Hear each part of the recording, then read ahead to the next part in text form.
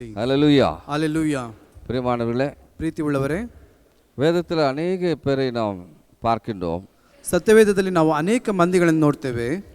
ஆண்டவர் அநேக பேருக்கு அழைப்பு விடுக்கிறார். ದೇವರು ಅನೇಕ ಜನರಿಗೆ ತನ್ನ ಕರೆಯುವಿಕೆಯನ್ನು ಕೊಡುತ್ತಾನೆ. ஆனால் சிலர் மாத்திரம்தான் ஆண்டவருக்காக எழுந்து பிரகாசிக்க ஆரம்பிக்கிறார். ಆದರೆ ಕೆಲವರು ಮಾತ್ರವೇ ದೇವರಿಗೋಸ್ಕರವಾಗಿ ಎದ್ದು ಪ್ರಕಾಶಿಸುತ್ತಾರೆ.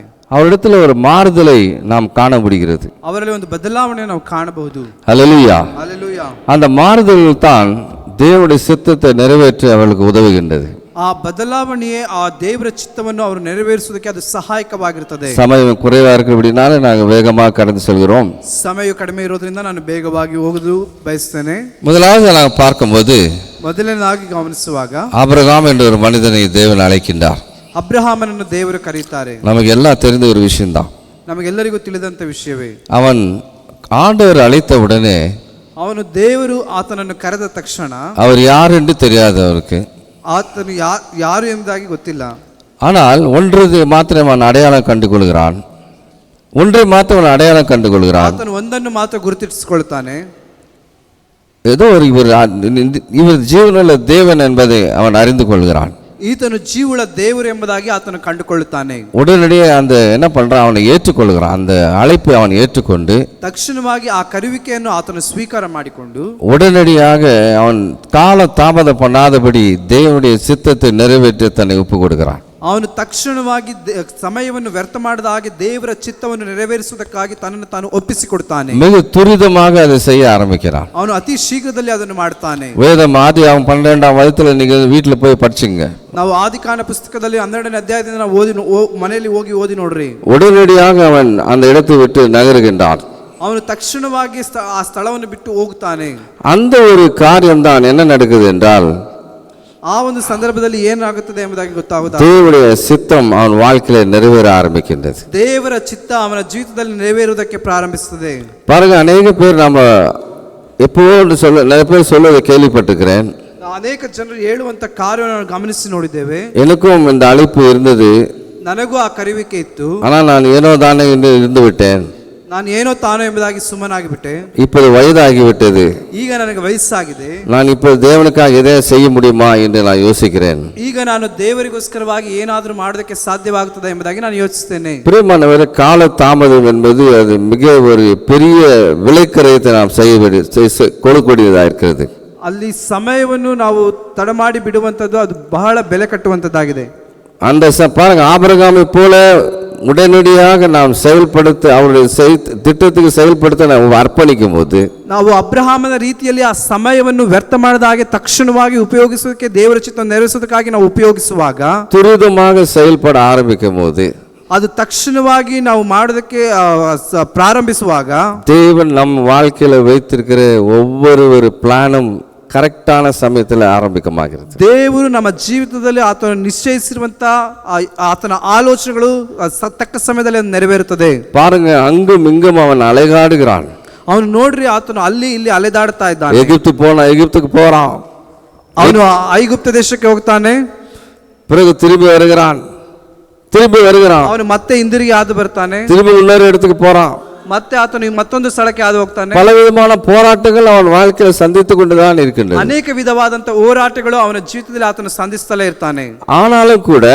ಆದರೂ ಕೂಡ ದೇವ ಚಿತ್ತಕ್ಕೆ ತಾನು ಒಪ್ಪು ಕೊಡುತ್ತಬಡಿನಾಲ ದೇವರ ಚಿತ್ತಕ್ಕೆ ಆತನು ತನ್ನನ್ನು ಒಪ್ಪಿಸಿಕೊಟ್ಟಿದ್ದರಿಂದ அந்த எல்லா காரியத்திலும் தேவன் அவனை விடுதலை ஆக்கிக்கொண்டே வருகிறார். ಆತನ ಎಲ್ಲಾ ಕಾರ್ಯಗಳಿಂದ ಬಿಡುಗಡೆ ಮಾಡುತ್ತಾ ದೇವರು ಕೊಂಡು ತರುತ್ತಾರೆ. அது மாத்திரமல்ல, ಅಷ್ಟು ಮಾತ್ರವಲ್ಲ, அவன் ஒவ்வொரு படியிலும் அவன் பலம் பெற்று வருகிறதை நாம் காண முடிகின்றது. ಆತನು ಒಂದೊಂದು ಹೆಜ್ಜೆಯಲ್ಲಿ ಆತನು ಬಲಪಡಿಸುತ್ತಾ ಹಾದು ಬರ್ತಾನೆ. அவன் பாருங்க, அவன் துரிதமா எப்படி செயல்படுறான் பாருங்க. ಅವನು ತಕ್ಷಣವಾಗಿ ಹೇಗೆ ಆತನು ಕಾರ್ಯ ಮಾಡ್ತಾನೆ ನೋಡ್ರಿ. தூதர்கள் அவனை பார்க்க வருகிறார்கள். ದೇವದೂತರುಗಳು ಅವನನ್ನು ನೋಡೋದಕ್ಕೋಸ್ಕರವಾಗಿ ಹಾದು ಬರ್ತಾರೆ. உடனடியாக அவன் சென்று அவர்களை கவனிப்பதற்காக எல்லாவற்றையும் சமைக்க ஆரம்பிக்கின்றான். ತಕ್ಷಣವಾಗಿ ಅವರಿಗೆ ಔತಣವನ್ನು ಮಾಡೋದಕ್ಕೋಸ್ಕರವಾಗಿ ಆತನು ಎಲ್ಲವನ್ನು ಸಿದ್ಧ ಮಾಡ್ತಾನೆ. He was so quick to act.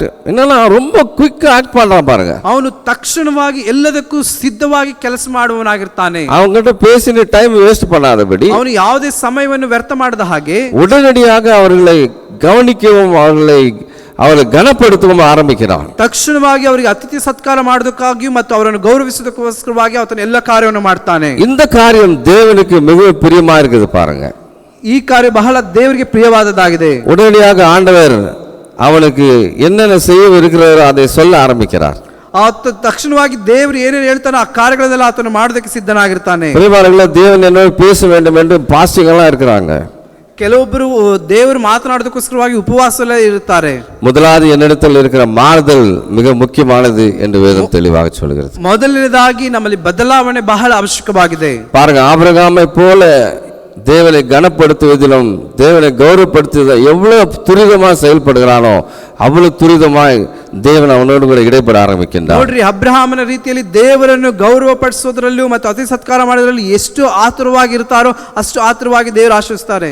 ஒரு ஸ்டெப்பிலும் அவன் உயர்ந்து காணப்படுகிறான். ಅವನು ಒಂದೊಂದು ಹಂತದಲ್ಲಿ ಹೆಚ್ಚು ಮೇಲೆ ಏರುತ್ತಾ ಕಾಣಲ್ಪಡುತ್ತಾನೆ. தேவனுடைய மகிமை தேவனுடைய வல்லமை அவன் மூலமாக வெளிப்பட ஆரம்பிக்கின்றது. ದೇವರ ಬಲ ಅವನ ಮುಖಾಂತರವಾಗಿ ಪ್ರಕಟವಾಗೋದಕ್ಕೆ ಪ್ರಾರಂಭಿಸುತ್ತದೆ. அது மாத்திரமல்ல, ಅಷ್ಟು ಮಾತ್ರವಲ್ಲ, அவன் பிள்ளையில்லாத ஒரு மனிதனாயிருந்தான். பிள்ளை இல்லாத ஒரு மனிதனாயிருந்தான். ಅವನು மக்களுக்கு ತಂದೆಯಾಗಿರ್ತಾನೆ. ಮಕ್ಕಳಿಲ್ಲದಂತ ಮನುಷ್ಯನಾಗಿರ್ತಾನೆ. ஆனா பாருங்க, தேவன் அந்த வயசுல அந்த வயதான காலத்துல ஒரு மகனை கொடுக்கிறார். ಅವನಿಗೆ ಅಷ್ಟು ವಯಸ್ಸಾದಂತ ಕಾಲದಲ್ಲಿ ಆತನಿಗೆ ಒಂದು ಮಗುವನ್ನು ಅನುಗ್ರಹಿಸ್ತಾನೆ. இதுல என்ன உண்மையை நான் பார்க்க முடியுது என்றால், ಇದರಿಂದ ನಾವು ಏನು ಕಂಡುಕೊಳ್ಳೋದಕ್ಕೆ ಸಾಧ್ಯವಾಗುತ್ತದೆ, அவனுக்கு ஏற்கனவே நிறைய குறைகள் இருந்திருக்கான் வாழ்க்கையில, இல்லைன்னு சொல்லல. ಅವನ ಜೀವಿತದಲ್ಲಿ ಅನೇಕ ಕೊರತೆಗಳಿರುತ್ತದೆ, ಇಲ್ಲ ಎಂಬುದಾಗಿ ಹೇಳಲಿಲ್ಲ. ಅವನು ஒரு சிலை செய்து விட்டு வந்த மனிதன். ಆತನು ವಿಗ್ರಹಗಳನ್ನು ಮಾಡ್ತಾ ಇದ್ದಂತ ಕಾರ್ಯವನ್ನು ಬಿಟ್ಟು ಬಂದಂತ ವ್ಯಕ್ತಿ. ஒருவேளை வீட்டுல எவ்வளவு பிரச்சனைகள் இருந்துச்சோ நம்மளுக்கு தெரியாது. ಅವನ ಮನೆಯಲ್ಲಿ ಎಷ್ಟು ಸಮಸ್ಯೆಗಳಿತ್ತು ನಮಗೆ ಗೊತ್ತಿಲ್ಲ. சின்ன விஷயமெல்லாம் பெரிதாக காணப்பட்டிருக்க கூடும். ಅಲ್ಲಿ ಚಿಕ್ಕ ವಿಷಯ ದೊಡ್ಡದಾಗಿ ಕಾಣಲ್ಪಟ್ಟಿರಬಹುದು. ஆனால் என்றைக்கு தேவனுக்கு அவன் தன் வாழ்க்கை ஒப்பு கொடுத்தானோ, ಅವನು ಯಾವತ್ತು ತನ್ನ ಜೀವಿತವನ್ನು ದೇವರಿಗೆ ಒಪ್ಪಿಸಿಕೊಟ್ಟನೋ, என்றைக்கு அதை செயல்படுத்த ஆரம்பிக்கிறானோ, ಅದನ್ನು ಯಾವಾಗ ಕಾರ್ಯರೂಪಕ್ಕೆ ತಂದನೋ, உடனடியாக என்ன நடக்கிறது என்றால், ತಕ್ಷಣವಾಗಿ ಏನ್ ನಡೆಯುತ್ತದೆ, அந்த பெரியதாய் காணப்பட்ட சிறிய ப்ராப்ளம் எல்லாம் இல்லாமல் போகிறது. ಅಲ್ಲಿ ದೊಡ್ಡದಾಗಿ ಕಾಣಲ್ಪಟ್ಟಂತ ಸಮಸ್ಯೆಗಳು ಅದು ಚಿಕ್ಕದಾಗಿ ಏನು ಇಲ್ಲದಾಗಿ வேதம் தெளிவாக சொல்லுகிறது. அதை பற்றி எதை குறித்ததும் அவன் போடவே இல்லை. ಅದರ ಕುರಿತಾಗಿ ಯಾವುದನ್ನು ಸತ್ಯವೇದದಲ್ಲಿ ಅಲ್ಲಿ ಬರೆಯಲ್ಪಟ್ಟಿಲ್ಲ. ಅದು ಕುರಿತಾಗಿ ಅವನು பேசவும் இல்லை. ಅವನು ಅದನ್ನು ಕುರಿತಾಗಿ ಆತನು ಮಾತನಾಡಿ ಕೂಡ ಇಲ್ಲ. மாறாக தேவனுடைய வல்லமை மாத்திரம் வெளிப்பட்டு கொண்டே இருந்தது வாழ்க்கை. ಅಲ್ಲಿ ಬದಲಾಗಿ ದೇವರ ಬಲ ಮಾತ್ರ ಅಲ್ಲಿ ಪ್ರಕಟವಾಗುತ್ತಲೇ ಇತ್ತು. பிரியமானவர்களே, நாம கூட தேவனுடைய சித்தத்துக்கு நாம ஒப்பு கொடுக்கும்போது, ಪ್ರೀತಿ ಉಳ್ಳವರೇ, ನಾವು ದೇವರ ಚಿತ್ತಕ್ಕೆ ನಮ್ಮನ್ನು ನಾವು ಸಮರ್ಪಿಸಿಕೊಡುವಾಗ நமக்கு காணப்படுகிற அனுதினமான சிறியதை பெரிதாக பார்த்து கொண்டிருக்கிறோமே, அதெல்லாம் இல்லாமல் போகும். ಅಲ್ಲಿ ನಾವು ಚಿಕ್ಕದಾಗಿರತಕ್ಕಂತ ಕಾರ್ಯವನ್ನು ದೊಡ್ಡದಾಗಿ ಮಾಡಿಕೊಂಡಿದ್ದೀವಲ್ಲ, ಅದೆಲ್ಲವೂ ಇಲ್ಲದೆ ಹೋಗುತ್ತದೆ. ஏன் வளர முடியவில்லை? ಯಾಕೆ ನಾವು ಬೆಳೆದಕ್ಕೆ ಸಾಧ್ಯವಾಗುತ್ತಾ ಇಲ್ಲ? ஆவிக்குரிய வாழ்க்கையில நான் வளரவே முடியவில்லையே. ஆவிக்குரிய வாழ்க்கையில, ಆತ್ಮಿಕವಾದ ಜೀವಿತದಲ್ಲಿ நான் வளர முடியவில்லை என்று நாம் தவிக்கின்றோம். ನಾವು ಬೆಳೆದಕ್ಕೆ ಆಗುತ್ತಾ ಇಲ್ಲ ಎಂಬುದಾಗಿ ಹೇಳಿ ನಾವು ತಡವರಿಸ್ತಾ ಇದ್ದೇವೆ. ஏனென்றால் அந்த சிறிய காரியங்கள் நம்மை அழுத்தி தேவனுக்காக எழுந்து பிரகாசிக்காதபடி ஒரு தடையாக இருக்கின்றது. ಆ ಚಿಕ್ಕ ಕಾರ್ಯವು ನಮ್ಮನ್ನು ನಾವು ಬೆಳೆಯದಾದ ರೀತಿಯಲ್ಲಿ ಅದು ದೇವರ ಸಮ್ಮುಖದಲ್ಲಿ ತಡೆಯಾಗಿ ಅದು ಮಾಡ್ತಾ ಇದೆ. தேவன் கொடுத்த பெரிய திட்டத்தை அவன் அறிந்து கொண்டான். ಅವನು ದೇವರು ಕೊಟ್ಟಂತ ಚಿತ್ತವನ್ನು ಆತನು ತಿಳಿದುಕೊಂಡನು. இவர் வல்லமை உள்ளவர் என்பதை அறிந்து கொண்டான். ಆ ದೇವರ ಬಲ ಏನೆಂಬುದಾಗಿ ಆತನು ತಿಳಿದುಕೊಂಡನು. இவர் சர்வ வல்லமை உள்ளவர் என்று நான் பார்க்கிற வேளையில, ಆತನು ಸರ್ವಶಕ್ತನು ಎಂಬುದಾಗಿ ಆತನು ನೋಡುವಾಗ, அவன் காணப்படுகிற அவனுக்கு இருந்த எல்லா சிறிதான காரியங்கள் எல்லாம் அவனை விட்டு வெளியே வருது. ಆತನಲ್ಲಿ ಕಾಣಲ್ಪಡತಕ್ಕಂತ ಎಲ್ಲ ಚಿಕ್ಕದಾದಂತ ಕಾರ್ಯವು ಎಲ್ಲವೂ ಇಲ್ಲದೆ ಹೋಗಿ ಕಾಣಲ್ಪಡುವಂತಾಯಿತು. தேவன் மாத்திரம் பெரியவராய் அவன் வாழ்க்கையில் ದೇವರು ಮಾತ್ರವೇ ದೊಡ್ಡವನಾಗಿ ಕಾಣಲ್ಪಟ್ಟನು. ஹல்லேலூயா, ஹல்லேலூயா, ஹல்லேலூயா, ஹல்லேலூயா. பிரியமானவர்களே, இந்த சிறிய விஷயங்கள், சிறிய ப்ராப்ளம்கள் தான் நம் வாழ்க்கையில நாம் ಸೈನ್ ಆವಾದಪಡಿ ஒரு பெரிய தடையாக காணப்படுகிறது. ಅಲ್ಲಿ ಚಿಕ್ಕ ಚಿಕ್ಕ ಕಾರ್ಯಗಳು, ಚಿಕ್ಕ ಚಿಕ್ಕ ಸಮಸ್ಯೆಗಳು ನಮ್ಮ ಜೀವಿತದಲ್ಲಿ ಅಭಿವೃದ್ಧಿ ಕಾಣದ ರೀತಿಯಲ್ಲಿ ಅದು ದೊಡ್ಡ ಸಮಸ್ಯೆಯಾಗಿ ಕಾಣಲ್ಪಡುತ್ತದೆ. பாருங்க, ஆபிரகாம் அது எல்லாவற்றையும் அகற்றி போனான். ಅಬ್ರಹಾಮನು ಎಲ್ಲವನ್ನು ಬಿಟ್ಟು ಹೋದನು. பெரிய மனிதனாக அவன் ஆக்ட் பண்ண ஆரம்பிக்கிறான். பெரிய மனிதனாக ಅವನು ದೊಡ್ಡ ವ್ಯಕ್ತಿಯಾಗ ರೀತಿಯಲ್ಲಿ ಆತನು ಪ್ರಕಟವಾದನು. நாளுக்கு நாள் விருத்தி அடைந்தான் என்று வேதத்தில் வாசிக்கிறோம். ಅವನು ದಿನಕ್ಕೆ ದಿನ ಅಭಿವೃದ್ಧಿ ಹೊಂದುತ್ತಾ ಬಂದನು. ஏற்கனவே பணக்காரன் தான். ಅವನು ಇದಾಗಲೇ ಆತನು ಐಶ್ವರ್ಯವಂತನು. ಆದರೂ ಕೂಡ தேவனுடைய சித்தத்தை நிறைவேற்றி அவன் நாளுக்கு நாள் அவன் விருத்தி அடைந்து கொண்டே போகிறான். ಅವನು ದೇವರ ಚಿತ್ತವನ್ನು ನೆರವೇರಿಸ್ತಾ ದಿನಕ್ಕೆ ದಿನ ಆತನು ಅಭಿವೃದ್ಧಿ ಹೊಂದುತ್ತಾ ಹೋದನು. அவனை பார்க்கிறவர்கள் சில அரசர்கள் அவனை பார்த்து பயந்தார்கள். ಅನೇಕ ಜನರು ಆತನು ನೋಡುವಾಗ ಹೆದರಿದರು. எப்படி இந்த மனுஷன் இவ்வளவு பெரியவனா இருக்கிறான், ಹೇಗೆ ಈ ಮನುಷ್ಯನು ಇಷ್ಟು ದೊಡ್ಡವನಾಗಿದ್ದಾನೆ? தேவன் தன் வாழ்க்கையில செயல்படுத்த தன்னை முழுவதுமாக அர்ப்பணித்த மனிதன். ದೇವರು ತನ್ನ ಕಾರ್ಯವನ್ನು ಮಾಡೋದಕ್ಕೋಸ್ಕರವಾಗಿ ತನ್ನ ಜೀವಿತವನ್ನು ಸಂಪೂರ್ಣವಾಗಿ ಆತನು ಸಮರ್ಪಿಸಿಕೊಟ್ಟನು. அல்லேலூயா அல்லேಲೂಯಾ அல்லேலூயா அல்லேಲೂಯಾ. பிரியமானவர்களே, நாம கூட ஆராய்ந்து பார்க்க வேண்டும். ಪ್ರೀತಿ ಉಳ್ಳವರೇ, ನಮ್ಮನ್ನು ನಾವೇ ಪರಿಶೋಧಿಸಿ ನೋಡಬೇಕು. அது ಮಾತ್ರமல்ல, ಅಷ್ಟು ಮಾತ್ರವಲ್ಲ, ஆண்டவருடைய வாக்குத்தத்தமா அவனுக்கு கொடுக்கிறார் ஆண்டவர். ದೇವರ ವಾಗ್ದಾನವನ್ನು ಕೂಡ ಆತನಿಗೆ ದೇವರು ಕೊಡ್ತಾರೆ. அந்த வாக்குத்தத்தத்தை நிறைவேற்றி அவன் செய்ய வேண்டிய காரியத்தை அவன் செய்ய ஆரம்பிக்கிறான். ಆ ವಾಗ್ದಾನವನ್ನು ನೆರವೇರಿಸಿ ಅದು ಮಾಡಬೇಕಾದಂತ ಕಾರ್ಯವನ್ನು ಆತನು ಮಾಡ್ತಾನೆ. அந்த வாக்குத்தத்தங்கள் ஒவ்வொன்றாக அவன் வாழ்க்கையில நிறைவேற ஆரம்பிக்கின்றது. ಆ ವಾಗ್ದಾನಗಳು ಒಂದೊಂದು ಆತನ ಜೀವಿತದಲ್ಲಿ ನೆರವೇರೋದಕ್ಕೆ ಪ್ರಾರಂಭಿಸುತ್ತದೆ. ஏனென்றால் தேவன் பெரியவராயிருந்தார். ಯಾಕೆಂದ್ರೆ ದೇವರು ದೊಡ್ಡವನಾಗಿದ್ದಾನೆ. அல்லேலூயா அல்லேலூயா. நம் வாழ்க்கையில கூட ஆண்டவரே நாம் பெரிதாக நாம் வைப்போம் என்றால், ನಮ್ಮ ಜೀವಿತದಲ್ಲೂ ಕೂಡ ನಾವು ದೇವರನ್ನು ದೊಡ್ಡವನಾಗಿ ಇಡುವಾಗ, பிரதானமான ஸ்தானத்தை கொடுப்போம் என்றால், ಅಲ್ಲಿ ಒಂದು ಪ್ರಮುಖ ಸ್ಥಾನವನ್ನು ದೇವರಿಗೆ ಕೊಡುವಾಗ, பாருங்க, பிரச்சனை இல்லாம இருக்க எந்த வாழ்க்கை இல்ல, ಅಲ್ಲಿ ಸಮಸ್ಯೆ ಇಲ್ಲದಂತ ಜೀವಿತವೇ ಇಲ್ಲ. ஆனா அந்த பிரச்சனையே வாழ்க்கையாக மாற்றிக்கொண்டு இருப்போம் என்றால் தேவனுடைய சித்தங்கள் திட்டங்கள் நம்ம வாழ்க்கையில செயல்படாது. ಅಲ್ಲಿ ಸಮಸ್ಯೆವನ್ನೇ ನಾವು ಜೀವಿತವನ್ನಾಗಿ ಮಾಡಿಕೊಂಡು ಬಿಟ್ರೆ ದೇವರ ಚಿತ್ತವನ್ನು ನೆರವೇರಿಸೋದಕ್ಕಾಗಲ್ಲ. அதனால தான் பாருங்க, ஒரு பெரிய மாறுதலை இந்த மனுஷன் கூட நம்ம பார்க்க முடிகின்றது. ಅಲ್ಲಿ ಆ ದೊಡ್ಡ ಬದಲಾವಣೆಯನ್ನು ನಾವು ಈ ಮನುಷ್ಯನಲ್ಲಿ ಕಾಣಬಹುದು. எல்லாவற்றையும் தேவன் நடக்க ஆரம்பிக்கிறார். ಎಲ್ಲಾ ಕಾರ್ಯದಲ್ಲೂ ದೇವರು ಆತನ ನಡೆಸ್ತಾನೆ. அவனுடைய வாக்குத்தத்தத்தை கொடுத்தபடியே ஒரு குமாரனை அவனுக்கு கொடுக்கிறார். ಆ ದೇವರು ವಾಗ್ದಾನ ಮಾಡಿದ ರೀತಿಯಲ್ಲಿ ಆತನಿಗೆ ಮಗನನ್ನು ದೇವರು ಅನುಗ್ರಹಿಸುತ್ತಾರೆ. பாலம் தேன் ஓடுகிற கானான் தேசத்தை அவன் காண்கின்றான். ಹಾಲು ಜೇನು ಹರಿಯುವಂತ ದೇಶವನ್ನು ಆತನಿಗೆ ಅನುಗ್ರಹಿಸುತ್ತಾನೆ. அல்லேலூயா அல்லேலூயா அல்லேலூயா அல்லேலೂಯಾ. பிரியமானவர்களே, நம்ம ஆராய்ந்து பார்க்க வேண்டும். ಪ್ರೀತಿ ಉಳ್ಳವರೇ, ನಮ್ಮನ್ನು ನಾವೇ ಪರಿಶೋಧಿಸಿ ನೋಡಬೇಕು. இன்னொரு மனிதனை குறித்து நாம் பார்ப்போம். ಇನ್ನೊಬ್ಬ ಮನುಷ್ಯನನ್ನು ಕುರಿತಾಗಿ ನಾವು ನೋಡೋಣ. குயிக்கா முடிச்சது, கரெக்டான டைம்ல முடிச்சிடுவோம். ನಾನು ಬಹಳ ಶೀಘ್ರವಾಗಿ ಮುಗಿಸೋದಕ್ಕೆ ಪ್ರಯತ್ನ ಪಡ್ತೇನೆ. பாருங்க, அந்த மனிதன் பேர் மோசஸ். ನಂತರವಾದಂತ ವ್ಯಕ್ತಿ ಮೋಶೆ. ஆண்டவர் அழைக்கிறார், ದೇವರು ಆತನನ್ನು ಕರೆಯುತ್ತಾನೆ. ஆனாலும் பாருங்க, அவனுக்குள்ள ஒரு சந்தேகங்கள் இருந்து கொண்டே இருக்கு. ಆದರೂ ಕೂಡ ಆತನಲ್ಲಿ ಸಂಶಯ ಎನ್ನುವುದು ಇದ್ದೇ ಇರ್ತದೆ. ஆனால் நம்முடைய தேவன் மனதுருக்கத்தின் தேவன். ಆದ್ರೆ ನಮ್ಮ ದೇವರು ಮನ ಮರುಗುವಂತ ದೇವನು. அவனுக்கு சொல்ல போனா கொஞ்சம் இரிட்டேட் பண்றான் ஆண்டவர். ಅವನು ದೇವರಿಗೆ ಬಹಳ ಇರಿಟೇಟ್ ಮಾಡ್ತಾನೆ. என்னப்பா இப்ப கேள்வி மேல கேள்வி கேட்கிறான். ಆತನು ಪ್ರಶ್ನೆ ಮೇಲೆ ದೇವರಿಗೆ ಪ್ರಶ್ನೆ ಹಾಕುತ್ತಾರೆ. ஆண்டவரே, நீர் யாருன்னு சொல்ல நான் என்ன சொல்வது? ದೇವರೇ, ನೀನ್ ಯಾರು ಎಂಬುದಾಗಿ ಕೇಳುವುದಾದ್ರೆ ನಾನು ಏನ್ ಹೇಳೋದು? அப்ப கூட பாருங்க, ಆಗಲೂ ನೋಡ್ರಿ, நான் இருக்கிறவராக இருக்கிறேன், ನಾನು ಇರುವಾತನೇ ಆಗಿದ್ದೇನೆ, நான் ஆபிரகாமின் தேவன், ನಾನು ಅಬ್ರಹಾಮನ ದೇವರು, நான் ஈசாக்கின் தேவன், ಇಸಾಕನ ದೇವರು, நான் யாக்கோபின் தேவன், ಯಾಕೋಬಿನ ದೇವರು. ஏன்னா அந்த ஒரு மனுஷன் மேல ஆண்டவருக்கு மனதுருக்கம் வந்துச்சுன்னா, ಒಬ್ಬ ಮನುಷ್ಯನ ಮೇಲೆ ದೇವರು ಮನಮರುಗುವಿಕೆ ಬಂದು ಬಿಟ್ರೆ, அவன் வைத்துக்கொண்டு ஒரு பெரிய திட்டத்தை நிறைவேற்றும் என்று ஆண்டவர் முடிவு செய்து விட்டால், ಅಲ್ಲಿ ಆತನನ್ನು ಇಟ್ಟುಕೊಂಡು ನಾನು ಒಂದು ದೊಡ್ಡ ಚಿತ್ತವನ್ನು ನೆರವೇರಿಸಬೇಕೆಂಬುದಾಗಲಿ ಆತ ನಿಶ್ಚಯಿಸಿಬಿಟ್ಟನು. அந்த மனதுருக்கம் கூட வந்துட்டே இருக்குது. மனதுருக்கம் கூட ஆண்டவருடைய மனதுருக்கம் அந்த மனிதன் வாழ்க்கையில செயல்பட ஆரம்பிக்குது. ಅಲ್ಲಿ ದೇವರ ಮನಮರುಗುವಿಕೆ ಕೂಡ ಅಲ್ಲಿ ಒಬ್ಬ ಮನುಷ್ಯನ ಜೀವಿತದಲ್ಲಿ ಅದು ನೆರವೇರಿಸುತ್ತದೆ. அவன் சொல்றதுக்கெல்லாம் பதில் கொடுத்துட்டே இருக்கிறார் பாருங்க. ಆತನು ಹೇಳುವುದಕ್ಕೆಲ್ಲವಾಗಿ ಎಲ್ಲದಕ್ಕೂ ಆತನು ಉತ್ತರ ಕೊಡ್ತಲೇ ಇದ್ದಾನೆ. தேவனுடைய வல்லமை கூட அவனுக்கு செய்து காமிக்கிறார் ಆண்டவர். ದೇವರು ಒಂದು ಬಲವುಳ್ಳ ಕಾರ್ಯವನ್ನು ಅಲ್ಲಿ ಕೈಯಲ್ಲಿ ಕೋಲ போடுன்றாரு. ಅಲ್ಲಿ ನಿನ್ನ ಕೈಯಲ್ಲಿ ಇರತಕ್ಕಂತ ಕೋಲನ್ನು ಹಾಕಿ ಎಂಬುದಾಗಿ ಹೇಳ್ತಾರೆ. உடனே பாம்பா மாறிடுது. ಅಲ್ಲಿ ಕೆಳಗೆ ಹಾಕಿದ ತಕ್ಷಣವಾಗಿ ಅದು ಹಾವಾಗಿ ಮಾರ್ಪಡುತ್ತದೆ. வீட்டுல போய் யாத்திராகமம் 3 அதிகாரத்துல படிக்க ஆரம்பிங்க. ಅಲ್ಲಿ ದಯಮಾಡಿ ಮನೆಗೆ ಹೋಗಿ ವಿಮೋಚನ ಕಾಂಡ 3ನೇ ಅಧ್ಯಾಯದಿಂದ ಓದಿ ನೋಡ್ರಿ. பாம்பு திரும்ப பாம்பை பிடிக்கிறா, அது கோலா மாறுது. ನಂತರವಾಗಿ ಮತ್ತೆ ಹಾವನ್ನು ಇಡುವಾಗ ಅದು ಕೋಲಾಗಿ ಮಾರ್ಪಡುತ್ತದೆ. இவ்வளவு பார்த்து கூட, ಇಷ್ಟು ನೋಡಿದರೂ ಕೂಡ ஒருவேளை பயம் அவனுக்கு இருந்திருக்கலாம், இல்லன்னு சொல்லல. ಅವನಿಗೆ ಭಯ ಇರ್ತದೆ, ಇಲ್ಲ ಎಂಬುದಾಗಿ ಹೇಳಲಿಲ್ಲ. இன்னொரு பார்த்தா யாரையாவது அனுப்ப ஆண்டவரேன்னு சொல்றான். ಬೇರೆ ಯಾರಾவது ಅನುಪ ಆಂಡವರೇ. ದೇವರ ಬಳಿಯಲ್ಲಿ ಈ ರೀತಿಯಾಗಿ ಹೇಳ್ತಾರೆ, ದೇವರೇ ಬೇರೆ ಯಾರನ್ನಾದರೂ ಕಳಿಸು. ஆனால் தேவனுடைய மனதுருக்கம் எப்படி ஆபரேட் பண்ணுது பாருங்க. ಅಲ್ಲಿ ದೇವರ ಮನಮರುಗುವಿಕೆ ಯಾವ ರೀತಿಯಾಗಿ ಕಾರ್ಯ ಮಾಡ್ತದೆ ನೋಡ್ರಿ. இல்லப்பா நீ தான் போ அப்படின்ற, ಇಲ್ಲ ನೀನೇ ಹೋಗಬೇಕಪ್ಪ ಎಂಬುದಾಗಿ ಹೇಳ್ತಾರೆ. ஒருவேளை நம்ம வாழ்க்கையில கூட எத்தனை பேர் ನಾವು எவ்வளவு நாட்கள் நம்ம டைம் வேஸ்ட் பண்ணிருக்கோம் பாருங்க. ನಮ್ಮ ಜೀವಿತದಲ್ಲಿ ಕೂಡ ನಾವು ಎಷ್ಟು ಸಮಯಗಳನ್ನು ವ್ಯರ್ಥ ಮಾಡಿದ್ದೇವೆ ನೋಡ್ರಿ. எவ்வளவு டைம் வேஸ்ட் பண்ணிருப்போம். ಅನೇಕ ಸಂದರ್ಭಗಳನ್ನು ವ್ಯರ್ಥ ಮಾಡಿರ್ತೇವೆ. ஆனாலும் கூட தேவனுடைய மனதுருக்கு இருக்கிறபடினால் நாம் ஜீவனோடு இருக்கிறோம். ಆದರೂ ಕೂಡ ದೇವರ ಮನಮರುಗುವಿಕೆ ನಮ್ಮ ಮೇಲೆ ಇರೋದ್ರಿಂದಲೇ ನಾವು ಜೀವಂತವಾಗಿದ್ದೇವೆ. அல்லேலூயா அல்லேலூயா அல்லேலூயா அல்லேலூயா. அப்புறமா மோசே அறிந்து கொள்றான். ಅನಂತರವಾಗಿ ಮೋಶೆ ತಿಳಿದುಕೊಳ್ತಾನೆ, நான் இதிலிருந்து தப்பிக்க வாய்ப்பே இல்லை, ನಾನು ಇದರಿಂದ ತಪ್ಪಿಸಿಕೊಳ್ಳೋದಕ್ಕೆ ಮಾರ್ಗವೇ ಇಲ್ಲ, இவர் சொல்படி நான் செய்வேன்னு சொல்லி ಇವರು ಹೇಳಿದ ರೀತಿಯಲ್ಲಿ ನಾನು ಮಾಡ್ತೇನೆ ಎಂಬುದಾಗಿ ಹೇಳಿ உடனடியாக துரிதமாக செயல்பட ஆரம்பிக்கிறான். ತಕ್ಷಣವಾಗಿ ಶೀಘ್ರವಾಗಿ ಆತನು ಮಾಡೋದಕ್ಕೆ ಪ್ರಾರಂಭಿಸ್ತಾನೆ. பாருங்க, அவன் நினைச்சா எல்லா இஷ்யூஸும் நான் ஹேண்டில் பண்ணுவேன்னு சொல்லி எல்லா ஜனங்களையும் விசாரிக்க ஆரம்பிக்கிறான். ನಾನು ಎಲ್ಲಾ ಕಾರ್ಯವನ್ನು ಆತನು ನಿಭಾಯಿಸ್ತೇನೆ ಎಂಬುದಾಗಿ ಜನರ ಬಳಿ ಆತನು ವಿಚಾರಿಸ್ತಾನೆ. பிரியமானவர்களே, நாம் சின்ன சின்ன காரியத்தை ನಾವು என்ன பண்ண சில சமயத்துல ரொம்ப கான்சென்ட்ரேட் பண்ண ಆರಂಭಿக்குவோம். ನಾವು ಕೆಲವೊಂದು ಸಂದರ್ಭದಲ್ಲಿ ಸಣ್ಣ ಸಣ್ಣ ಕಾರ್ಯಗಳನ್ನು ಬಹಳವಾಗಿ ಆಲೋಚಿಸಿ ಮಾಡುವರಾಗಿರ್ತೇವೆ. அது வேஸ்ட் ஆஃப் டைம்.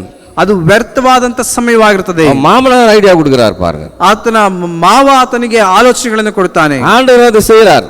ದೇವರು ಅದನ್ನು ಮಾಡ್ತಾರೆ. இப்ப ஆண்டவர் யார் மூலமாவது பேசுவார், ದೇವರು ಯಾರ ಮುಖಾಂತರವಾಗಿ ಆದರೂ ಮಾತನಾಡ್ತಾರೆ. அல்லேலூயா அல்லேலೂಯಾ. மாமனார் சொல்லுயோ நீ இதெல்லாம் வச்சேன்னா உனக்கு தலை அவ்வளவுதான் வெடிச்சிடும், உனக்கு ನೀನು ಇದನ್ನೆಲ್ಲ ಆಲೋಚಿಸ್ತಾ ಕುಳಿತುಕೊಂಡುದಾದ್ರೆ ನಿನ್ನ ತಲೆ ಒಡೆದು ಹೋಗುತ್ತದೆ, நீ ஆட்களை ஏற்படுத்து, ನೀನು ಜನರನ್ನು ಸಿದ್ಧ ಮಾಡು என்று சொல்லி அதற்கும் ஒரு வழியை ஏற்படுத்துகிறார். ಅದಕ್ಕೂ ಒಂದು ಮಾರ್ಗವನ್ನು ಸಿದ್ಧ ಮಾಡ್ತಾರೆ. ஒருவேளை அப்படி மோசே அப்படி உட்கார்ந்து இருந்தா தேவனுடைய பலத்த கிரிகள் ಕಾಣಪಡಾமல் போயிருக்கும். ಮೋಶೆ ಅದೇ ರೀತಿಯಾಗಿ ಕೂತುಕೊಂಡಿರುವುದಾದರೆ ದೇವರ ಅನೇಕ ವಿಧವಾದಂತ ಬಲವಾದಂತ ಕಾರ್ಯಗಳು ಅದು ಪ್ರಕಟವಾಗುತ್ತಾ ಇರಲಿಲ್ಲ. என்ன சொல்லுது நாம் வேதம்? ಅಲ್ಲಿ ಸತ್ಯವೇದ ವಾಕ್ಯ ಏನು ಹೇಳುತ್ತದೆ? தேவனுடைய வல்லமைகள் உன் மூலமாக வெளிப்பட வேண்டும் என்றால், தேவனுடைய திட்டங்கள் உன் வாழ்க்கையில் செயல்பட வேண்டும் என்றால், ದೇವರ ಬಲ ಮತ್ತು ಆತನ ಚಿತ್ತ ನಿನ್ನ ಜೀವಿತದಲ್ಲಿ ನೆರವೇರಬೇಕಾದರೆ ಅವುಗಳಿಗೆ ತಡೆಯಾ இருக்கிற ಕಾರ್ಯங்களை அதிகமாக கவனம் செலுத்தாதே.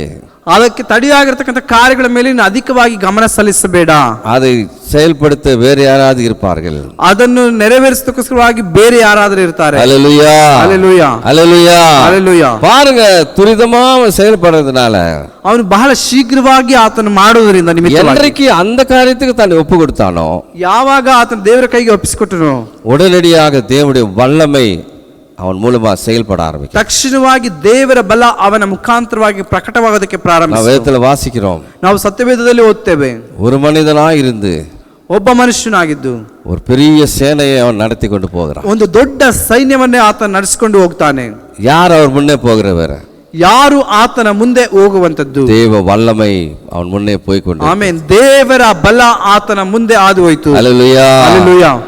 மோசே ஒரு சிறு கருவியாக மாத்திரம் தான் பயன்பட்டான். ಅಲ್ಲಿ ಮೋಶೆ ಒಂದು ಸಣ್ಣ ವಸ್ತುವಾಗಿ ಮಾತ್ರ ಅಲ್ಲಿ ಉಪಯೋಗಕ್ಕೆ ಬಂದನು. பாருங்க, அவன் சின்ன சின்ன காரியத்துக்கு சென்சிட்டிவான மனுஷன் அவன். ಅವನು ಸಣ್ಣ ಸಣ್ಣ ಕಾರ್ಯಕ್ಕೆ ಬಹಳ ಸೂಕ್ಷ್ಮವಾದಂತ ವ್ಯಕ್ತಿ ಆತನು. ஆனா அதுல இருந்து அவன் விடுபட ஆரம்பித்த உடனே ಅದೆಲ್ಲ ಬಿಡುಗಡೆಯಿಂದ ಬರೋದಕ್ಕೆ ಪ್ರಾರಂಭಿಸಿದಾಗ தேவனுடைய வல்லமை வெளிப்பட ஆரம்பிக்கிட்டு, ಅಲ್ಲಿ ದೇವರ ಶಕ್ತಿ ಅಲ್ಲಿ ಪ್ರಕಟವಾಗೋದಕ್ಕೆ ಪ್ರಾರಂಭಿಸಿತು. நம்ம கூட அந்த தவறுகளை செய்யறோம். ನಮ್ಮ ಜೀವಿತ ನಾವು ಅದೇ ಕಾರ್ಯಗಳನ್ನು ಮಾಡ್ತೇವೆ. தேவனுடைய சித்தம் நம்ம வாழ்க்கையில் செயல்படாதபடி ಅನೇಕ உலக காரியங்களில் சிக்குண்டு நாம் தவிக்கின்றோம். ದೇವರ ಚಿತ್ತ, ದೇವರ ಕಾರ್ಯಗಳು ನಮ್ಮ ಜೀವಿತದಲ್ಲಿ ನೆರವೇರದಾಗಿ ನಾವು ಲೋಕದ ಕಾರ್ಯಗಳಲ್ಲಿ ಸಿಕ್ಕಿಕೊಂಡು ತಡವರಿಸ್ತೇವೆ. என்றைக்கு இந்த மோசையை போல நம்ம அர்ப்பணித்து அதிலிருந்து விடுபடுகிறோமோ, ನಾವು ಯಾವಾಗ ಮೋಶೆ ರೀತಿಯಲ್ಲಿ ನಮ್ಮನ್ನು ನಾವು ಸಮರ್ಪಿಸಿಕೊಟ್ಟು ಅದರಿಂದ ಬಿಡುಗಡೆ ಕಾಣ್ತೇವೆ. செவந்த சமுத்திரம் இரண்டாக பிளக்கின்றான், ಅಲ್ಲಿ ಕೆಂಪು ಸಮುದ್ರ ಇಬ್ಬಾಗವಾಗಿ ಕಾಣಲ್ಪಡುತ್ತದೆ. கண்மலையை அடிக்கிறான், தண்ணீர் வருகிறது. ಅಲ್ಲಿ ಬಂಡೆಯನ್ನು ಹೊಡೆಯುವಾಗ ಅದರಿಂದ ನೀರು ಹಾದು ಬರುತ್ತದೆ. வனாந்தரத்தில் தண்ணீர் வருகிறது. ಅಲ್ಲಿ ಮರುಭೂಮಿಯಲ್ಲಿ ನೀರು ಒದಗಿ ಬರುತ್ತದೆ. மன்னா வருகின்றது. ಅಲ್ಲಿ ಮನ್ನವು ದೊರೆಯುತ್ತದೆ. இப்படி ஏகப்பட்ட அற்புதங்கள் அவன் வாழ்க்கையில செய்து கொண்டே இருக்கிறார். பாருங்க, அவன் மூலமா ஆண்டவர் செய்கிறார். ಈ ರೀತಿಯಾಗಿ ಅನೇಕವಾದಂತ ಅದ್ಭುತಗಳನ್ನು ಆತನ ಜೀವಿತದಲ್ಲಿ ಅವನ ಮುಖಾಂತರವಾಗಿ ಅಲ್ಲಿ ಮಾಡ್ತಾರೆ. அவ்வளவு பெரிய சேனையை போஷிப்பதற்கு தேவன் அவனை எடுத்து பயன்படுத்துறார். ಅಷ್ಟು ದೊಡ್ಡ ಸೈನ್ಯವನ್ನು ಪೋಷಿಸೋದಕ್ಕೆ ದೇವರು ಆತನ ಎತ್ತಿ ಪ್ರಯೋಜನ ಪಡಿಸ್ತಾರೆ. பாருங்க, அப்பனா என்ன, நம்ம செய்ய வேண்டியது ஒன்றுதான். ನಾವು ಮಾಡಬೇಕಾದಂತ ಕಾರ್ಯ ಹಾಗಾದ್ರೆ ಒಂದೇ. தேவன் அழைக்கும் போது, ದೇವರು ಕರೆಯುವಾಗ முதலாவது நம்ம அர்ப்பணிக்க ஒப்பு கொடுக்க வேண்டும். ಮೊದಲನೇದಾಗಿ ಸಮರ್ಪಿಸೋದಕ್ಕೆ ನಮ್ಮನ್ನು ನಾವು ಒಪ್ಪಿಸಿಕೊಡಬೇಕು. அக்செப்ட் பண்ணிக்கலாம், அதை ஏற்றுக்கொள்கிறேன் ஆண்டவர். ಅದನ್ನು ನಾವು ಸ್ವೀಕಾರ ಮಾಡಿಕೊಳ್ಳಬೇಕು. ஏற்றுக்கொள்ள ஒரே இடத்துல உட்காரதில்லை, ஒரே இடத்துல உட்காரதில்லை. ಅದು ಸ್ವೀಕರಿಸಿದ ನಂತರ ಒಂದೇ ಸ್ಥಳದಲ್ಲಿ ಕುಳಿತುಕೊಳ್ಳೋದಲ್ಲ. என்ன பண்ண, எழுந்து அதை செயல்படுத்த ஆரம்பிக்க வேண்டும். ಎದ್ದು ನಾವು ಅದನ್ನು ಕ್ರಿಯೆ ಮಾಡೋದಕ್ಕೆ ಪ್ರಾರಂಭಿಸಬೇಕು. உன் வாழ்க்கையில ஆசீர்வாத தடைகள் எது என்று ஆராய்ந்து பார்க்க வேண்டும். ನಮ್ಮ ಜೀವಿತದಲ್ಲಿ ಆಶೀರ್ವಾದಕ್ಕೆ ತಡೆಯಾದಂತ ಕಾರ್ಯಗಳನ್ನು ನಾವು ಪರಿಶೋಧಿಸಿ ನೋಡಬೇಕು. ஒவ்வொருவருக்கும் அது ஒரு திட்டத்தை ஆண்டவர் வச்சுக்கிறாருங்க. ஒவ்வொருத்துக்கும் ஒரு ஆண்டவர் திட்டத்தை வச்சுக்கிறார். ಒಬ್ಬೊಬ್ಬರಿಗೂ ದೇವರು ಒಂದೊಂದು ಚಿತ್ತವನ್ನು ಇಟ್ಟಿದ್ದಾನೆ. ஆனா திட்டம் நிறைவேற வேண்டால் தேவனை மாத்திரம் நாம் பெரிதாக தேவனை மாத்திரம் நாம் பார்க்க வேண்டும். ಅಲ್ಲಿ ಚಿತ್ತವು ನೆರವೇರಬೇಕಾದರೆ, ದೇವರ ಆಲೋಚನೆ ನೆರವೇರಬೇಕಾದರೆ ದೇವರನ್ನು ಮಾತ್ರ ದೊಡ್ಡದಾಗಿ ನಾವು ಅಲ್ಲಿ ಇಡಲ್ಪಡಬೇಕು. அப்பொழுதுதான் தேவனுடைய வல்லமை செயல்பட ஆரம்பிக்கும். ಆಗ ಮಾತ್ರವೇ ದೇವರ ಶಕ್ತಿ ಅಲ್ಲಿ ಕ್ರಿಯೆ ಮಾಡೋದಕ್ಕೆ ಪ್ರಾರಂಭಿಸುತ್ತದೆ. இந்த நெருங்கி வர பாவம் நிறைந்த இந்த உலகத்துல ಅಲ್ಲಿ ಹೆಚ್ಚಾಗಿ ಬರತಕ್ಕಂಥ ಈ ಪಾಪ ತುಂಬಿರ್ತಕ್ಕಂಥ ಈ ಲೋಕದಲ್ಲಿ நம்ம காம்ப்ரமைஸ் ஆக ஆரம்பிக்கிறோம் பாருங்க. ನಾವು ಹೊಂದಾಣಿಕೆ ಮಾಡಿಕೊಂಡು ಹೋಗೋದಕ್ಕೆ ಸಿದ್ಧವಾಗಿರ್ತೇವೆ. பரவாயில்ல, அது செய்யலாம் இது செய்யலாம், அது தப்பு இல்ல, ಪರವಾಗಿಲ್ಲ, ಅದನ್ನು ಮಾಡಬಹುದು ಇದನ್ನು ಮಾಡಬಹುದು, ತಪ್ಪೇನಿಲ್ಲ ಎಂಬುದಾಗಿ. இவங்கெல்லாம் அப்படி செய்யவே இல்லை. ಆದರೆ ಇವರೆಲ್ಲ ಆ ರೀತಿಯಾಗಿ ಮಾಡಲೇ ಇಲ್ಲ. எல்லாவற்றையும் விட்டு விட்டார்கள். ಅವರೆಲ್ಲ ತ್ಯಜಿಸಿಬಿಟ್ರು. ஆபிரகாம் சிலை செய்வதை விட்டு விட்டான். ಆತನು ಅಬ್ರಹಾಮನ ವಿಗ್ರಹಗಳನ್ನು ಮಾಡುವುದನ್ನು ಬಿಟ್ಟು ಬಿಟ್ಟನು. மோசே தனக்கு உண்டான எல்லா பெருமையும் எல்லாவற்றையும் இழந்து விட்டான். ಆ ಮೋಶೆ ತನಗೆ ಉಂಟಾಗಿರ್ತಕ್ಕಂಥ ಎಲ್ಲ ಗೌರವವನ್ನು ಹೆಮ್ಮೆತನಗಳನ್ನೆಲ್ಲ ಆತನು ಬಿಟ್ಟು ಬಿಟ್ಟನು. 0 ಲೆವೆಲ್ல நிக்கிறான் பாருங்க. ಆತನು ಶೂನ್ಯವಾದಂತ ಪರಿಸ್ಥಿತಿಯಲ್ಲಿ ಆದ ಬಂದು ನಿಂತನು. அதுதான் ஆண்டவருக்கு தேவையான முக்கியமான ஒரு ಕ್ವಾಲಿಟಿ. ದೇವರಿಗೆ ಬಹಳ ಮುಖ್ಯವಾಗಿ ಮತ್ತು ಬಹಳ ಅವಶ್ಯಕವಾಗಿರ್ತಕ್ಕಂಥ ಅರ್ಹತೆ ಎಂಬುದಾಗಿ ಹೇಳುವುದಾದ್ರೆ ಅದಾಗಿದೆ. ಆಂಡವರೇ ನಾನಲ್ಲ, ಆಂಡವರೇ ನೀರೇ, ದೇವರೇ ನಾನಲ್ಲ ನೀನೇ ಎಂಬುದಾಗಿ ಹೇಳಿ நாம் அர்ப்பணிக்கும் போது ಎಂಬುದಾಗಿ ಹೇಳಿ ನಾವು ಅರ್ಪಿಸುವಾಗ ನಿಜமாக தேவன் ನಮ್ಮ வாழ்க்கையில செய்கிற அற்புதங்கள் அடையாளங்களை நாம் பார்க்க முடியும். ನಿಶ್ಚಯವಾಗಿ ದೇವರು ನಮ್ಮ ಜೀವಿತದಲ್ಲಿ ಮಾಡತಕ್ಕಂಥ ಅದ್ಭುತಗಳನ್ನು, ಅತಿಶಯವಾದ ಕಾರ್ಯಗಳನ್ನು ನಾವು ಕಾಣೋದಕ್ಕೆ ಸಾಧ್ಯ. தேவனுடைய நாமம் மகிமைப்படும். ದೇವರ ನಾಮ ಮಹಿಮೆ ಹೊಂದುತ್ತದೆ. ஒண்ணு நம்ம மறக்க கூடாது. ಮತ್ತೊಂದು ಕಾರ್ಯವನ್ನು ನಾವು ಮರೆತು ಹೋಗಬಾರದು. என்றைக்குமே தேவனுடைய கனத்தையும் நாம் எடுத்துக்கொள்ளவே கூடாது. ಎಂದಿಗೂ ದೇವರ ಘನತೆಯನ್ನು ನಾವೆಂದಿಗೂ ತೆಗೆದುಕೊಳ್ಳಬಾರದು. நான் என்கிற வார்த்தை இருக்கவே கூடாது. ನಾನು ಎಂಬುದಾಗಿ ಹೇಳುವಂತ ಕಾರ್ಯ ಇರಲೇಬಾರದು. 2 மனிதர்களும் தேவனை மாத்திரத்துக்கு மகிமை செலுத்தினார்கள். ಅಲ್ಲಿ ಈ ಮಕ್ಕಳು ದೇವರನ್ನು ಮಾತ್ರವೇ ಆತನನ್ನು ಹೊಗಳಿದರು, ಆತನಿಗೆ ಘನವನ್ನು ಸಲ್ಲಿಸಿದರು. மகிமை செலுத்துவதனால் என்ன? ಮಹಿಮೆ ಸಲ್ಲಿಸುವುದು ಎಂಬುದಾಗಿ ಹೇಳುವುದಾದ್ರೆ ಏನು? அவர் சொல்வதெல்லாம் செய்வதுதான். ಆತನು ಹೇಳುವಂತ ಕಾರ್ಯವನ್ನೆಲ್ಲ ಪ್ರತಿಯೊಂದನ್ನು ಮಾಡುವಂತದ್ದು, அதுதான் நாம் மகிமை செலுத்துவது. ಅದೇ ಮಹಿಮೆ ಸಲ್ಲಿಸುವಂತದ್ದು. அந்த காரியம் செய்யும்போது ஆண்டவருடைய மகிமை வெளிப்படும். தேவன் நம்ம ஒரு கருவியாக எடுத்து பயன்படுத்துவார். ಆ ಕಾರ್ಯವನ್ನು ಮಾಡುವಂತ ಸಂದರ್ಭದಲ್ಲಿ ದೇವರು ನಮ್ಮನ್ನು ಎತ್ತಿ ಒಂದು ಪಾತ್ರೆಯಾಗಿ ಉಪಯೋಗಿಸುತ್ತಾರೆ. நம்ம குடும்பங்களை ஆண்டவர் பாதுகாத்துக் கொள்கிறார். ನಮ್ಮ ಕುಟುಂಬಗಳನ್ನು ದೇವರು ಕಾಯ್ತಾನೆ. அல்லேலூயா, அல்லேலூயா. பாருங்க, இவங்க 2 குடும்பங்கள் விருத்தி அடைந்ததை தவிர ಆ 2 ಕುಟುಂಬಗಳು ಅಭಿವೃದ್ಧಿ ಹೊಂದಿತು ಹೊರತು குறைவானது இல்லை. ಅಲ್ಲಿ ಅದು ಕೊರತೆ ಆಗಿರಲಿಲ್ಲ. அல்லேலூயா, அல்லேலೂಯಾ, அல்லேலூயா, அல்லேலூயா. ಅವರ ಸಂತತಿகளை பார்க்கும்போது பெரியவர்களாய் ಅವರು ಮಾರಿனார்கள். ಅವರ ಸಂತತಿಗಳನ್ನು ಗಮನಿಸುವಾಗ ಅವರು ದೊಡ್ಡವರಾಗಿ ಕಾಣಲ್ಪಟ್ಟರು. அதனால பிரியமானவர்களே, ಆದ್ದರಿಂದ ಪ್ರೀತಿ ಉಳ್ಳವರೇ, நம்மை நாமே ஆராய்ந்து பார்க்க வேண்டும். ನಮ್ಮನ್ನು ನಾವೇ ಪರಿಶೋಧಿಸಿ முதலாவது ஆண்டவர் பாருங்க, அழைப்பு எல்லாரும், இதோ நான் வாசப்படி கதவை தட்டுகிறேன். ದೇವರ ಕರೆಯುವಿಕೆ ಯಾವ ರೀತಿಯಾಗಿ ಹೇಳುತ್ತದೆ ಎಂಬುದಾಗಿ ಹೇಳುವುದಾದ್ರೆ, ಈಗೋ ನಾನು ಬಾಗಿಲ ಬಳಿಯಲ್ಲಿ ನಿಂತುಕೊಂಡು ಕದವನ್ನು ತಟ್ಟುತ್ತಾ ಇದ್ದೇನೆ. ஒருவன் என் சத்தத்தை கேட்டு கதவை திறந்தால், ಒಬ್ಬನು ನನ್ನ ಶಬ್ದವನ್ನು ಕೇಳಿ ಬಾಗಿಲನ್ನು ತೆರೆಯೋದಾದರೆ, நான் அவனை உட்பிரவேசித்து, ನಾನು ಒಳಗಡೆ ಪ್ರವೇಶಿಸಿ, நான் அவனோடு கூட போஜனம் பண்ணுவேன். ನಾನು ಆತನ ಸಂಗಡ ಊಟವನ್ನು ಮಾಡ್ತೇನೆ. சம்பந்தத்தை ஆண்டவர் விரும்புகிறார். அந்த சம்பந்தத்தை ஆண்டவர் விரும்புகிறார். ದೇವರು ಆ ಸಂಬಂಧವನ್ನು ಬಯಸುತ್ತಾನೆ. அப்பொழுதுதான் தேவனுடைய வல்லமைகள், தேவனுடைய கொடுக்கிற அற்புதங்கள் அடையாளம் வாழ்க்கையில நாம் பார்க்க முடியும். ಆಗವೇ ದೇವರ ಶಕ್ತಿ ಮತ್ತು ದೇವರು ಕೊಡ್ತಕ್ಕಂಥ ಅದ್ಭುತ ಅತಿಶಯವಾದ ಕಾರ್ಯಗಳನ್ನು ನಮ್ಮ ಜೀವಿತದಲ್ಲಿ ಕಾಣೋದಕ್ಕೆ ಸಾಧ್ಯ. தேவனுடைய வல்லமைக்கு மாத்திரம் நாம் மகிமை செலுத்த வேண்டும். ದೇವರ ಬಲಕ್ಕೆ ಮಾತ್ರ ನಾವು ಮಹಿಮೆ ಸಲ್ಲಿಸಬೇಕು. அப்போது நிச்சயமாக ஆண்டவர் உங்களை கொண்டு பெரிய காரியங்களை செய்வார். ಆಗ ನಿಶ್ಚಯವಾಗಿ ದೇವರು ನಿಮ್ಮನ್ನು ತೆಗೆದುಕೊಂಡು ದೊಡ್ಡ ಕಾರ್ಯಗಳನ್ನು ಆತನು ಮಾಡ್ತಾನೆ. தேவன் மூலமாக செயல்படுகிறார் என்றால் உங்களுக்காக மாத்திரமல்ல, பிறருக்காகத்தான் அது. ಅಲ್ಲಿ ದೇವರು ನಿಮ್ಮ ಮುಖಾಂತರವಾಗಿ ಆತನು ಪ್ರಕಟವಾಗ್ತಾನೆ ಎಂಬುದಾಗಿ ಹೇಳುವುದಾದ್ರೆ ನಿಮಗೆ ಮಾತ್ರವಲ್ಲ, ಬೇರೊಬ್ಬರಿಗೋಸ್ಕರವಾಗಿ. முதலாவது ಬೇರೆ ಜನಗಳಿಗೆ தான், அது மற்றவர்களுக்கு தான். ಅದು ಮೊದಲನೇದಾಗಿ ಬೇರೊಬ್ಬರಿಗಾಗಿಯೇ ಇರುತ್ತದೆ. நம்முடைய காரியங்களை ஆண்டவர் பொறுப்பெடுத்துக் கொள்கிறார். ನಮ್ಮ ಕಾರ್ಯಗಳನ್ನೆಲ್ಲ ದೇವರು ಜವಾಬ್ದಾರಿ ತೆಗೆದುಕೊಳ್ತಾನೆ. அல்லேலூயா, அல்லேலூயா. இந்த காலங்கள் நெருங்கி வருகிற இந்த சேலஞ்சிங் நிறைந்த இந்த ஒரு உலகத்துல நாம் தேவனுக்கு பிரியமாய் வாழ நாம் ಅರ್ಪಣಿக்கும் போது, ಸವಾಲುಗಳು ತುಂಬಿರತಕ್ಕಂಥ ಸಮಯಗಳು ಆದ ಬರುವಂತ ಸಂದರ್ಭದಲ್ಲಿ ದೇವರಿಗೋಸ್ಕರವಾಗಿ ನಾವು ಜೀವಿಸುವಾಗ, உலக காரியங்களுக்கு நாம் காம்ப்ரமைஸ் ஆகாதபடி, ಲೋಕದ ಕಾರ್ಯಗಳಿಗೆ ನಾವು ಹೊಂದಾಣಿಕೊಂಡು ಹೋಗದ ರೀತಿಯಲ್ಲಿ, காம்ப்ரமைஸ் ஆகாம என்ன தெரியுமா ஆகும், ಅದನ್ನು ಹೊಂದಾಣಿ ಮಾಡಿಕೊಂಡು ಹೋಗುತ್ತಾ ಏನಾಗುತ್ತದೆ ಗೊತ್ತಾ? அந்த காரியங்கள் உன்னை மேற்கொள்ள ஆரம்பிக்கும். ಆ ಕಾರ್ಯಗಳು ನಮ್ಮನ್ನು ಆಳ್ವಿಕೆ ಮಾಡೋದಕ್ಕೆ ಪ್ರಾರಂಭಿಸುತ್ತದೆ. தேவனை உன்னை விட்டு போய்விட்டு இருப்பார், உனக்கே தெரியாது. ಅಲ್ಲಿ ದೇವರನ್ನು ಬಿಟ್ಟು ಹೊರಟು ಹೋಗಿರುತ್ತ ಕಾರ್ಯವು ಕೂಡ ಅದು ನಿನಗೆ ಗೊತ್ತಿರೋದಿಲ್ಲ. சிம்சோன் ஒரு விசேஷித்த காரியத்துக்கு அழைக்கப்பட்டிருந்தான். சிம்சோன், ಅಲ್ಲಿ ಸಂಸೋನ ಒಂದು ವಿಶೇಷವಾದ ಕಾರ್ಯಕ್ಕೆ ಕರೆಯಲ್ಪಟ್ಟವನು. ஆனால் அவன் தன் கவனத்தை வேறு விதத்தில் செலுத்தும் போது, ಆದರೆ ಆತನು ತನ್ನ ಗಮನವನ್ನು ಬೇರೊಂದು ದಿಕ್ಕಿನಲ್ಲಿ உலக காரியங்களுக்கு தன்னை அர்ப்பணிக்கும் போது, ಲೋಕದ ಕಾರ್ಯಗಳಿಗೆ ತನ್ನನ್ನು ಒಪ್ಪಿಸಿಕೊಡುವಾಗ, ஆவியானவர் அவனை விட்டு போனது கூட அவன் அறியாதிருந்தான். ಅಲ್ಲಿ ಪರಿಶುದ್ಧ ಆತ್ಮನು ಅವನನ್ನು ಬಿಟ್ಟು ಹೋದಂತ ಕಾರ್ಯವನ್ನು ಕೂಡ ಆತನು ತಿಳಿಯದವನಾಗಿದ್ದನು. எழுப்புதல் எங்கே? எழுப்புதல் எங்கே? ಅಲ್ಲಿ ಉಜ್ಜೀವನ ಹೇಗೆ? எனக்குள்ள இருந்த எழுப்புதல் என்ன ஆயிற்று? ನನ್ನಲ್ಲಿದ್ದಂಥ ಉಜ್ಜೀವನ ಏನಾಯ್ತು? கேட்டுக்கொள்ள வேண்டும் பிரியமானவர்களே. ಅದು ಕೇಳಿಕೊಳ್ಳಬೇಕು ಪ್ರಿಯರೇ. அந்த காரியங்கள் நம்மகிட்ட இருந்தால் அதை அகற்றி ಆ ರೀತಿಯಾದ ಕಾರ್ಯಗಳು ನಮ್ಮಲ್ಲಿರುವುದಾದರೆ ಅದನ್ನು ತೊಲಗಿಸಿ பிரதானமான இடத்தை நாம் தேவனுடைய சித்தங்களுக்கு கொடுக்கும்போது ಪ್ರಧಾನವಾದಂಥ ಕಾರ್ಯಗಳನ್ನು ದೇವರ ಚಿತ್ತಕ್ಕೋಸ್ಕರವಾಗಿ ನಾವು ಕೊಡುವ ಪ್ರಾಮುಖ್ಯತೆಯನ್ನು ಕೊಡುವಾಗ நிச்சயமாக ஆண்டவர் வல்லமையாக இறங்குவார். ನಿಶ್ಚಯವಾಗಿ ದೇವರು ಬಲವಾಗಿ ಆತನ ಪ್ರಕಟವಾಗುತ್ತಾನೆ. நம்முடைய வாழ்க்கைகள் மாறும். ಜೀವಿತಗಳು ಮಾರ್ಪಡುತ್ತದೆ. ನಮ್ಮ ಸಭೆಯಲ್ಲಿ ஒரு பெரிய எழுப்புதல் உண்டாகும். ಅಲ್ಲಿ ಸಭೆಯಲ್ಲಿ ಒಂದು ದೊಡ್ಡ ಉಜ್ಜೀವನ ಆದು ಬರುತ್ತದೆ. May God bless you all. ದೇವರು ತಾನೇ ಪ್ರತಿಯೊಬ್ಬರನ್ನು ಆಶೀರ್ವದಿಸಲಿ. ஜெபிப்போமாக. Let's pray. ஏசையா உமக்கு ஸ்தோத்திரம். எல்லா ಸ್ತೋತ್ರಕ್ಕೂ ತುದಿக்கும் ಘನಕ್ಕೂ ಮಹಿಮೆಗೂ ನೀನೇ ಯೋಗ್ಯನು ಸ್ವಾಮಿ. ಈ ಸಮಯದಲ್ಲೂ ದೇವರೇ ನಾವು ಹೇಗೆ ನಡೆಯಬೇಕು ಎಂದ ಸ್ವಾಮಿ ಕಾರ್ಯವು ನಮಗೆ ಹೇಳಿಕೊಟ್ಟಿದ್ದೀರಲ್ಲ, ಉಮಕ್ಕೆ ಸ್ತೋತ್ರ. Where is our priorities? ಯಾವುದಕ್ಕೂ ಸ್ವಾಮಿ ನಾವು ಘನತೆ ಕೊಡ್ತೇವೆ? ಈ ಲೋಕ ಕಾರ್ಯಕ್ಕೆ ಇಲ್ಲ ಸ್ವಾಮಿ, ನಿನ್ನ ಕಾರ್ಯಕ್ಕೆ ಅಂತ ಸ್ವಾಮಿ ಯೋಚನೆ ಮಾಡೋಕ್ಕೆ ದೇವರೇ ನಮಗೆ ದಯಪಾಲಿಸು. ಹೌದಪ್ಪ, ಇನ್ನು ನಿಮ್ಮನ್ನು ಸ್ವಾಮಿ ನಿನ್ನ ಹತ್ತಿರಕ್ಕೆ ಬರೋಕ್ಕೆ ದೇವರೇ ನಮಗೆ ನಿನ್ನ ದಯೆಯನ್ನು ತೋರಿಸುವುದು ನಾನು ಪ್ರಾರ್ಥಿಸುತ್ತೇನೆ ರಾಜ. ದೇವರು ಕೊಟ್ಟ ವಾಕ್ಯಕ್ಕೋಸ್ಕರ ನಮಗೆ ಸ್ತೋತ್ರ. ಈ ವಾಕ್ಯವನ್ನು ಕೊಟ್ಟ ಮಗನನ್ನು ಇನ್ನೂ ಸ್ವಾಮಿ ಹೆಚ್ಚಾಗಿ ಆಶೀರ್ವದಿಸು. ಅವರನ್ನು, ಅವ್ರ ಕುಟುಂಬವನ್ನು, ಅವ್ರ ಸೇವೆಯನ್ನು ದೇವರೇನೇ ಆಶೀರ್ವದಿಸುವುದನ್ನು ನಾನು ಪ್ರಾರ್ಥಿಸುತ್ತೇನೆ. ವಿಶೇಷ ರೀತಿಯಲ್ಲಿ ಬಂದಿರುವ ಎಲ್ಲರನ್ನೂ ಸ್ವಾಮಿ ನಿನ್ನ ಹಸ್ತದಲ್ಲಿ ಸ್ವಾಮಿಯನ್ನು ಕೊಡುತ್ತೇನೆ. ಒಬ್ಬೊಬ್ಬರಿಗೆ ಬೇಕಾಗಿರುವ ಸ್ವಾಮಿ ನಿನ್ನ ದಯೆಯನ್ನು ಸ್ವಾಮಿ ತೋರಿಸು. ಅವರ ಕಷ್ಟಗಳು, ದುಃಖಗಳು, ವೇದನೆಗಳು, ಸಮಸ್ಯೆಗಳು ಸ್ವಾಮಿ ಎಲ್ಲವನ್ನು ನೀಗಿಸು. ಎಲ್ಲಿಂದು ಸ್ವಾಮಿ ಈ ಸ್ಥಳವನ್ನು ಬಿಟ್ಟು ಅವರು ಹೋಗುವಾಗ ದೇವರೇ ಎಲ್ಲ ಕಣ್ಣೀರುಗಳು ಸ್ವಾಮಿ ನೀವು ಓರಿಸಿ ಅವ್ರಿಗೆ ಬೇಕಾಗಿರುವ ಸ್ವಾಮಿ ಸಂತೋಷ ಸಮಾಧಾನವನ್ನು ಕೊಟ್ಟು ದೇವರೇ ನೀ ಆಶೀರ್ವದಿಸಿ ನಡೆಸು. ನಾನು ದೇವರ ಸ್ಥಳಕ್ಕೆ ಹೋದೆ. ಓ ದೇವರು ನನ್ನನ್ನು ಪೂರ್ಣವಾಗಿ ಸ್ವಸ್ಥ ಮಾಡಿದ ಅಂತ ಹೇಳುವಂತೆ ದೇವರೇ ಒಬ್ಬೊಬ್ಬರ ಮೇಲೆ ದೇವರ ಆತ್ಮನು ಈ ಸಮಯದಲ್ಲಿ ಇಳಿದು ಬರಲಿ ಸ್ವಾಮಿ.